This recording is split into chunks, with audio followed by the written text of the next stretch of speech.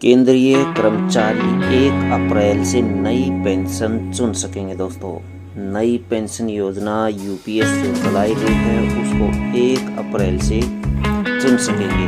UPS और NPS में क्या है अंतर, कैसे ले सकते हैं यूपीएस की कुछ शर्तें हैं। दोस्तों, यूपीएस 10,000 रुपये की न्यूनतम गारंटी पेंशन देगी, जबकि एनपीएस सुनिश्चित पेंशन राशि नहीं है। इसके अंदर यह निवेश योजनाओं पर निर्भर करता है।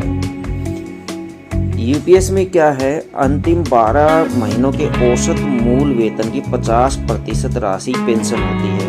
आखिरी के 12 महीनों की जो सैलरी होती है उसका 50% इसमें मिलता है, जबकि एनपीएस में रिटायरमेंट पर 40% पेंशन फंड से एन्युटी प्लान खरीदना होता है।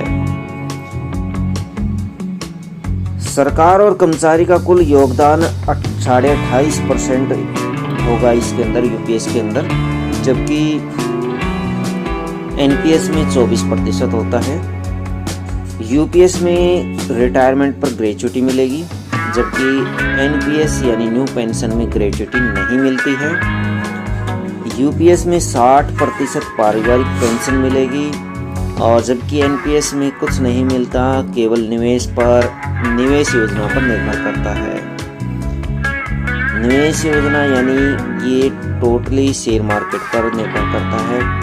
इसमें थोड़ी सी पेंशन बनती है, 3 से 4 हज़ार पेंशन इसमें मिलती है, जबकि यूपीएस में पेंशन जो है अब 50% मिलेगी। इसके लिए कुछ शर्तें सरकार ने बनाई हैं कि 10 वर्ष कम से कम नौकरी करते हुए हो जाना जरूरी होगा इसमें।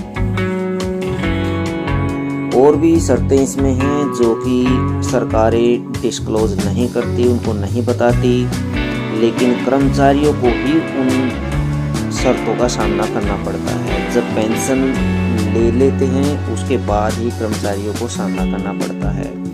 शुरुआत में कर्मचारियों को कोई जानकारी नहीं होती है, लेकिन बाद में जब कर्मचारी रिटायर होते हैं तब इसका सही से पता लगता है।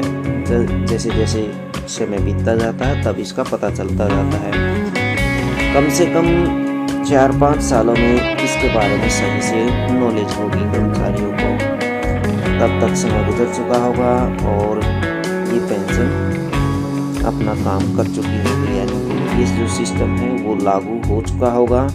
और जब नए कर्मचारी लगते हैं तो नए कर्मचारी क्या करते हैं, अपनी नौकरी को देखते हैं, काम को देखते हैं, वो पेंशन की तरफ नहीं देखते। उनको पता नहीं होता है कि यूपीएस एनपीएस क्या है और कितना क्या मिलेगा इसमें।